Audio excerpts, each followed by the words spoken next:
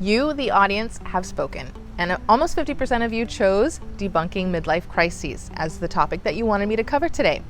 So why is this something that's really concerning to you? I'm not quite sure, but I know that a lot of people want to know, what is midlife crisis, and is it an issue? Is it really an illness? What's going on? So let's talk about it. There's a way that men experience this that's a little bit different from the way women experience this. Like most things with gender, we manifest these things differently because we're different. So when it comes to midlife crisis, it's not actually a mental illness. Now, it was coined, in the middle of the 19th century, maybe like 1960 something, in the era of Freud. But it's kind of been turned over time and time again over the decades, and it's just used very casually.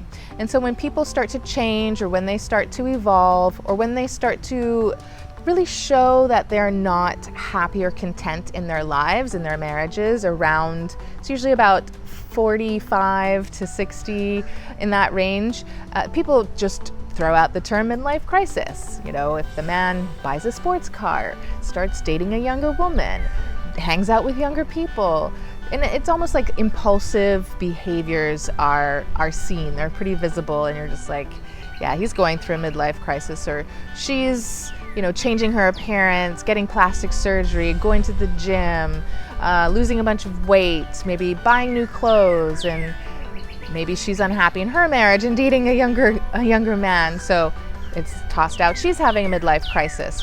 Now, there are some more serious elements to it that are concerning, and it would be more of the area that mental health would be involved in, because you can experience depression and anxiety once you're going through this period of really facing the reality of your life, right? Like if you're all of a sudden realizing, wow, I'm over the hill. I only have so many years left. Or maybe it's an empty nest situation, or somebody died. There's a lot of different triggers that can happen for you to take stock of your life.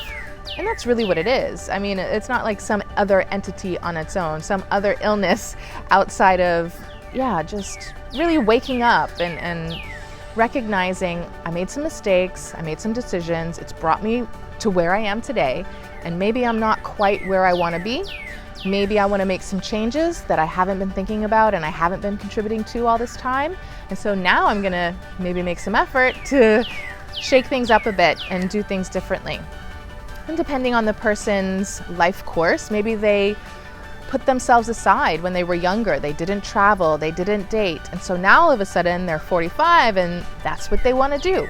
And so you have to look at it on a case-by-case basis, but recognize that there is something meaningful going on inside for that person, because perhaps they just want to make sure they live their best life and they're happy and they're content. But you don't want to do that at the expense of your family. Like if you're married, then you don't need to have an affair, and you don't need to divorce, and you don't need to dismantle your life in order to do that, in order to correct it, basically, in order for you to feel fulfilled.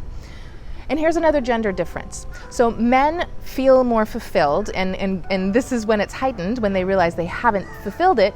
They feel more fulfilled in regards to achievements, accomplishments, and success. Now, this does have a little bit to do with women as well in relationships, because for men, their status is usually signaled by having beautiful women around them. Now, hopefully their wife or significant other is a beautiful woman inside and out, not just superficially, but he's proud of her and things are going well. But for some, they recognize, maybe there is a dead bedroom. Maybe there's not very much compatibility with your partner, and you realize that you're not really happy in your marriage, and maybe your partner is not willing to make any changes or adjustments, and it just seems completely at a loss. And so then you have to decide, do I want to cut the ties and move on, or do I want to stick it out and accept the certain things that maybe or I'd have no control over, and he's not going to change? So it does take some serious assessment period to decide what is important to you and what you have control over and what you're willing to accept in your life.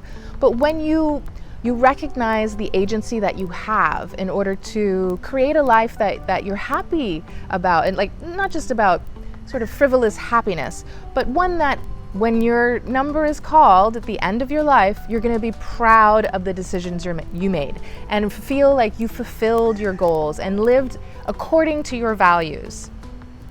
so that you feel that you were in control of your life and you were able to do the things that matter to you. That's what's important. And so, if you wait until that long to actually think about these things, it's going to hit you like a ton of bricks. And so that's when it might seem like a midlife crisis, but you can prevent it. All you have to do is really start early and make it an important priority for you to create this ideal life and develop yourself to be the best version of yourself and attract that ideal partner for you so that you have like the trifecta of life. And that's my little formula that I talk about all the time. Ideal self, ideal life, ideal partnership, right? And when all of that is lined up, then you're pretty much living the golden life. Now, it's not always that simple, and so you have to kind of accept what you have sometimes, because life can be complicated.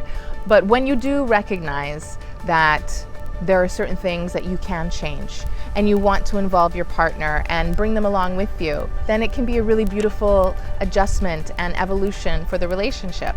It doesn't mean that you have to have an affair or leave the relationship. It doesn't mean that you have to be depressed or have this existential angst and fear about death. You can act differently, you can evolve, you can change without it being something that's negative. So if this sounds familiar, or if this is something you want to prevent, definitely reach out and talk to me. Look in the notes below and you'll see how you can get in touch with me and request the free 15-minute discovery call. And then we can talk about whether we're a good fit, what are the goals that you want to set, and if we want to start working together. Also, don't forget to press the subscribe button and leave comments and tell me what you thought about this topic and other topics you want to hear about. Ciao!